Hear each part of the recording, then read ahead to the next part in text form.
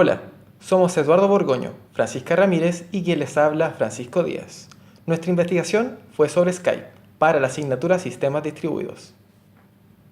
Skype es un software de telecomunicación entre hosts a través de chat de texto, llamadas y videoconferencias, protocolo conocido como VoIP, desarrollado en 2003 por el danés Janus Friis y el sueco Niklas Zennström. Pasó a manos de eBay en 2005 y desde 2012 pertenece a Microsoft, que actualmente le brinda soporte. El código y protocolo de Skype permanecen cerrados y son privativos de la aplicación. Los usuarios pueden descargar gratuitamente el software ejecutable del sitio web oficial y además pueden hablar entre sí gratuitamente.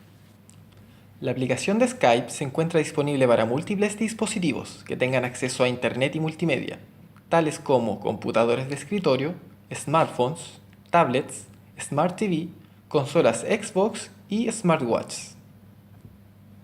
La evolución de la arquitectura de Skype se puede resumir en tres grandes hitos. En 2003 nace de la mano de sus creadores como un sistema distribuido en una red peer-to-peer. Posteriormente, en 2012 se actualiza parcialmente al pasar a manos de Microsoft. Finalmente, y desde 2017, Skype migra su arquitectura a cloud. En conocimiento de la evolución que ha tenido Skype, comentaremos cada una de las fases por las que ha pasado el mismo. Además, procederemos con una descripción de la arquitectura peer-to-peer, que fue la que permitió el funcionamiento de este software hasta hace un par de años. El peer-to-peer es un sistema distribuido en el cual todos los elementos tienen el mismo rol. Los hosts o end systems se encuentran interconectados y comparten directamente recursos sin la necesidad de intermediarios o de un sistema centralizado. La operación en cualquier sistema peer-to-peer se puede describir como una red de nodos y los enlaces que existen entre ellos. Es necesario mencionar que comúnmente los nodos son llamados peers en la literatura o en Internet. Una de las ventajas a la hora de escoger esta arquitectura es que se tiene una alta escalabilidad. Un incremento del número de nodos no tiene un mayor impacto en el rendimiento o en la disponibilidad de un sistema. Por ejemplo, un mal funcionamiento por una demanda inusual de usuarios. Esto se explica porque los nodos son el gran volumen de hardware de la aplicación. Por lo tanto, no existe una limitante física que impida incrementar la cantidad de usuarios. Así, peer-to-peer no es una arquitectura que sea costosa de mantener, ya que la mayoría queda en manos de los usuarios finales, es decir, sus equipos. La autonomía es otra ventaja, ya que los dispositivos no dependen de otros para poder funcionar. Existen distintas variantes de la arquitectura peer-to-peer. Algunas están orientadas a facilitar el trabajo sobre la red de nodos, otras están pensadas para incluir cierto tipo de funcionalidad de la red. Comentaremos solo tres de ellas. La primera arquitectura que vamos a comentar será la arquitectura puramente descentralizada. Esta arquitectura es básicamente lo que ya se explicó de peer-to-peer. El sistema se encuentra descentralizado. Esto significa que no hay un intermediario o un servidor central. La red está compuesta por nodos, los hosts, enlaces, y los nodos hacen el rol de cliente y servidor. Se comunican entre ellos de manera directa. Una segunda variante de la que hablaremos es la arquitectura híbrida o parcialmente centralizada. Se introduce una suerte de jerarquización al sistema peer-to-peer puro. En esta variante la red se descompone en dos capas. La capa inferior está compuesta por los ya conocidos nodos o peers y la capa superior está formada por supernodos. El rol que suelen tener los supernodos es de administrar grupos de nodos y hacer el trabajo de enrutar una conexión entre dos nodos. Una de las consecuencias que tiene usar esta arquitectura es que la cantidad de mensajes entre nodos disminuyen.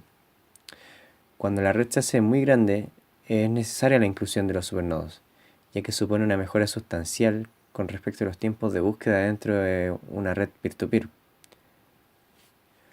La tercera y última variante que comentaremos será la arquitectura centralizada. En esta arquitectura existe un servidor central que se encarga de mantener registros relacionados a los nodos. Por ejemplo, el servidor puede tener registros de los archivos de los que dispone cada nodo.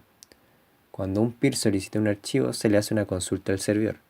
Este busca la base de datos que nodo tiene el archivo deseado y redirecciona la comunicación. Es importante mencionar que el servidor solo almacena registros, no almacena archivos. Presentadas estas tres variantes de la arquitectura peer-to-peer, es posible describir cómo es que solía estar constituida la arquitectura de Skype en sus inicios. La red de Skype está sobrepuesta y suele ser un enfoque que se le da a los sistemas peer-to-peer. Que esté sobrepuesta quiere decir que está construida sobre otra red, en este caso la red física. Desde el punto de vista de la red peer-to-peer, un nodo se conecta a otro directamente durante una llamada, cuando en la práctica entre ambos nodos existen múltiples enlaces y routers. Skype posee una infraestructura peer-to-peer compuesta por una arquitectura híbrida y una arquitectura centralizada. Con respecto a su parte híbrida, había nodos y supernodos, como cabe esperarse. Cada nodo era un equipo corriendo el software de Skype, el cual podía ser utilizado para llamadas o mensajería instantánea, es decir, los usuarios finales. Los supernodos también eran computadores que corrían el software de Skype. Por lo tanto, un usuario común podía ser ascendido de nodo a supernodo. La consecuencia de esto es que el computador de ese usuario iba a encargarse de administrar el tráfico de un grupo de nodos de la red, e iba a conocer las localizaciones de otros supernodos. Cualquier nodo que tuviera una dirección IP pública, suficiente poder de procesamiento, memoria y ancho de banda, era candidato a convertirse en un supernodo. La arquitectura centralizada aparecía a la hora de autenticar los usuarios. Lo primero que debía hacer un equipo era comunicarse con un supernodo. Realizado esto, se comunicaba con el servidor de cuentas de usuario de Skype. Este servidor se encarga, como bien indica su nombre, de almacenar las cuentas de usuario y también de almacenar la lista de amigos. Es necesario mencionar que además del servidor de cuentas de usuario existen otras dos arquitecturas centralizadas, las cuales se encargan de hacer el puente entre los computadores y la red telefónica pública. Estas son Skype Out y Skype In. Skype Out hace el puente desde la computadora a la red telefónica. Skype In realiza el proceso inverso, es decir, hace el puente de la red telefónica al equipo. Sin embargo, esto no lo consideramos como parte de la estructura peer-to-peer que se estaba utilizando. Por lo tanto, lo dejamos fuera del análisis. Cada cliente de Skype tenía una tabla llamada Host Cache. Esta era creada y actualizada con las direcciones IP y puertos de los supernodos en un archivo XML como el que se puede ver. Esta lista era importante, ya que era necesaria para poder ser parte del tráfico de la red. Si no era posible conectarse a ninguno de estos supernodos, el programa no podía ingresar a la cuenta, ya que este paso era previo a la autentificación del usuario. Explicado esto, surge la duda de cómo es que se ingresaba a la red después de la instalación si la tabla Host Cache estaba vacía. Esto era posible ya que por defecto el programa venía con las direcciones y puertos de 7 supernodos cuyas direcciones no cambian. Luego de ingresar una primera vez, gracias a estos supernodos auxiliares, la tabla Host Cache podía ser actualizada con direcciones y puertos. Los 7 supernodos son mencionados habitualmente como Bootstrap Node y sus direcciones son parte del ejecutable de Skype. Entonces, cuando no era posible establecer una conexión TCP con ninguna de las direcciones de la tabla, eventualmente se intentaba la comunicación con una de los Bootstrap Node. Además, se hacía uso de códecs que mantenían la calidad de la llamada adecuada para una banda ancha de 32 KB por segundo. Con estos códecs era posible hacer uso de la frecuencia que van desde los 50 Hz hasta los 8000 Hz. En sus primeras versiones, los contactos eran almacenados localmente en el computador en el que estaba iniciada la sesión. Como era de esperar, esto no permitía movilidad entre los dispositivos, y en caso de fallas, la información se perdía, por lo que prontamente esto se trasladó a un servidor centralizado en el que se almacenaba la cuenta de los usuarios. Para la señalización se hace uso del protocolo TCP, mientras que para la transferencia de datos multimedia se utilizaba UDP y TCP. La tabla de conversión de direcciones utilizada por el protocolo NAT no permitía que un tercero se comunicara con el PC sin una iniciación previa por parte de este. Esto ocurría porque la dirección IP y el puerto del nodo de destino no se encontraban en la tabla NAT. Si esto pasa, el computador no sabe a quién entregar un paquete recibido, entonces este es rechazado. Los supernodos llegaron a solucionar este problema. Supongamos que un usuario A quiere comunicarse con un usuario B. Los supernodos intermediarios se encargan de transferir los datos de comunicación entre estos.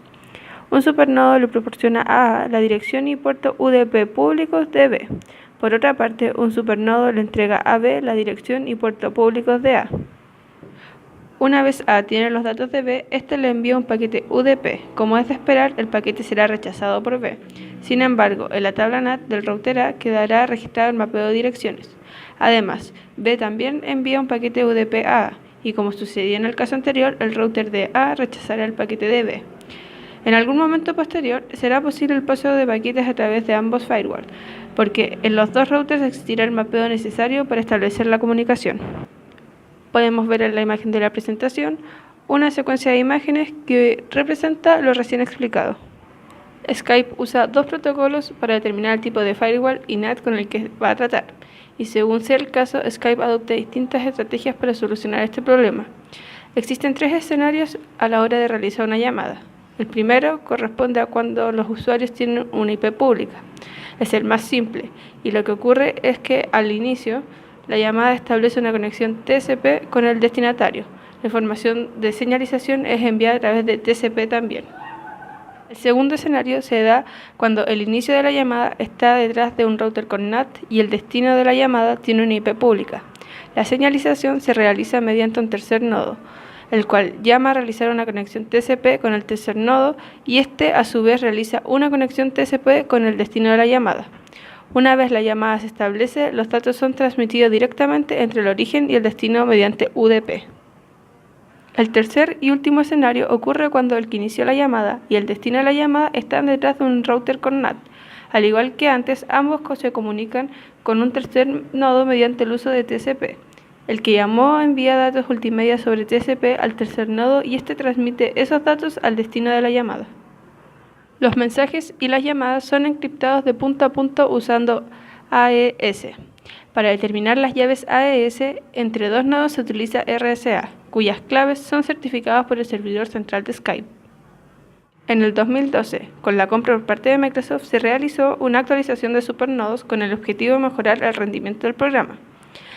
El gran cambio que se introdujo fue el reemplazo de los supernodos proporcionados por los usuarios.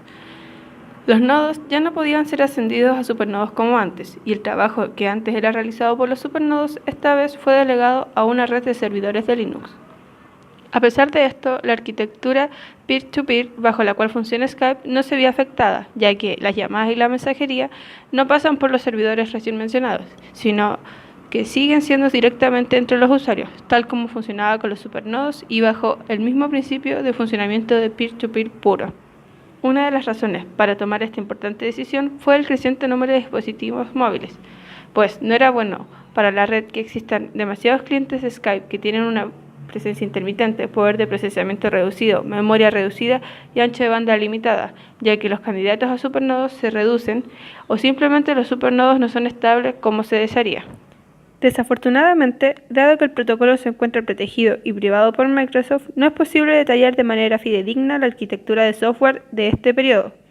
En Internet es posible encontrar estudios especulativos y experimentos varios que por medio de ingeniería inversa prometen revelar parcial o totalmente su funcionamiento. Sin embargo, solo ameritan una mención y no un registro o testimonio verídico. La fase 3 corresponde a la migración hacia una arquitectura cloud. Desde la adquisición por parte de Microsoft, la arquitectura de Skype ha tenido una transición de peer-to-peer a un sistema más similar a un cliente-servidor. Los clientes corresponden a las plataformas de Skype que son descargadas e instaladas en las distintas plataformas. Por otra parte, los servidores están en la nube gracias a la plataforma de Azure Cloud Computing. Esto significa que son instancias virtualizadas que se comparten con otras aplicaciones, con el fin de utilizar los recursos físicos de la forma más eficiente posible. Una de las consecuencias de abandonar el peer-to-peer utilizado por Skype es que se puede mejorar la eficiencia de la batería en dispositivos móviles, smartphones o dispositivos IoT. Un nodo se encuentra regularmente activo, lo que implica estar utilizando energía de manera regular. Y no tan solo eso, el consumo de los datos móviles también es intensivo usando este protocolo. No tan solo hay mejoras para los usuarios de dispositivos móviles, existen mejoras para todos los clientes. Un ejemplo es el envío de archivos. Con el cliente Skype Peer-to-Peer, cuando alguien quería enviar un archivo, era necesario que el destino estuviera conectado. Con la nueva arquitectura es posible enviar archivos y el servidor se encargará de entregarlos cuando el destinatario se conecte. Ya que los archivos se encuentran en la nube, es posible que estos puedan ser reenviados sin necesidad de volver a subirlos. Esto aplica de igual forma para los mensajes y las llamadas. Quedan retenidos en la nube y son enviados cuando el destinatario se conecte nuevamente. Que se esté haciendo esta transición significa que en algún momento los clientes peer-to-peer de Skype dejarán de funcionar. Hablemos ahora del análisis y la discusión a partir del presente trabajo. Sobre la primera arquitectura, basada en peer-to-peer, nos encontramos con una propuesta que para la época, 2003, respondía a las necesidades básicas del Internet: comunicación remota a través de video, con recursos limitados, tales como el ancho de banda, la memoria de almacenamiento y el procesamiento, y con la menor pérdida de información. Los problemas se fueron identificando a medida que Internet fue expandiéndose. Su modelo físico estaba diseñado originalmente para trabajar sobre terminales estáticos, como lo son los computadores de escritorio, montados sobre una red distribuida, el peer-to-peer. Conforme se hizo necesaria la disponibilidad de múltiples dispositivos, cada vez más orientados a la movilidad, se hacía más difícil mantener su arquitectura física y, por lo tanto, a realizar actualizaciones constantes en el sistema. Creemos que captar la atención de un gigante de la industria como Microsoft fue ventajoso principalmente para el desarrollo y evolución de Skype. Dada su alta demanda, era crucial brindarle un intensivo mantenimiento que garantice no solo satisfacción de los usuarios, sino también presencia en el medio como líder en mensajería multimedia. El último gran hito en la historia de Skype es su migración a convertirse a servicio cloud, abandonando sus cimientos como red de nodos. Porque las necesidades son distintas, es necesario adaptarse y evolucionar para responder con soluciones. Dentro del aprendizaje de los desarrolladores, es posible reconocer que su primera arquitectura posee falencias, que no son menores. La principal debilidad es que la mayoría de la arquitectura se concentra en los usuarios finales. De haber una inestabilidad en el sistema, la recuperación depende en gran medida de estos. Tampoco se tiene control sobre la red, ni los supernodos, característica deseable o no dependiendo del negocio. Un supernodo controlado por un usuario malicioso es una potencial inestabilidad en parte de la red. Si en el peor de los casos el sistema sufriera un crash, la velocidad con la que se recupere yace en la rápida identificación de los supernodos, ya que la red los pierde una vez hay un crash. Esto último no era una falla teórica, ocurrió concretamente el año 2010, en donde múltiples supernodos se desconectaron debido a un problema en una de las versiones del software. No había suficientes supernodos que pudieran controlar el tráfico de toda la red o incluso conectar toda la red. La solución a este problema fue crear unos supernodos con más recursos de lo normal, descritos por la compañía como meganodos, que se encargaran de manejar el tránsito hasta que se establecieran nuevos supernodos, y estos actualizaran sus tablas de direccionamiento adecuadamente. Tuvieron que transcurrir varias horas hasta antes de poder volver a un funcionamiento normal del sistema. Skype, consciente de la gravedad del asunto, se dirigió a su público a través de sus redes sociales. Conclusiones. La arquitectura de un sistema debe adaptarse a los recursos disponibles. En sus inicios, los problemas eran la velocidad de la red y la transmisión, perfecto para el peer-to-peer. Hoy lo son los dispositivos móviles y el reenvío de multimedia, que es donde surge Cloud como la alternativa. Sin duda, el pasar a cloud es más acorde a la imagen corporativa que tiene Skype. El peer-to-peer es algo que se suele asociar más al lado negativo de Internet, como es la piratería. Además, es posible que este nuevo tipo de arquitectura le facilite a Microsoft el desarrollo de nuevas funcionalidades que sean atractivas para los usuarios finales.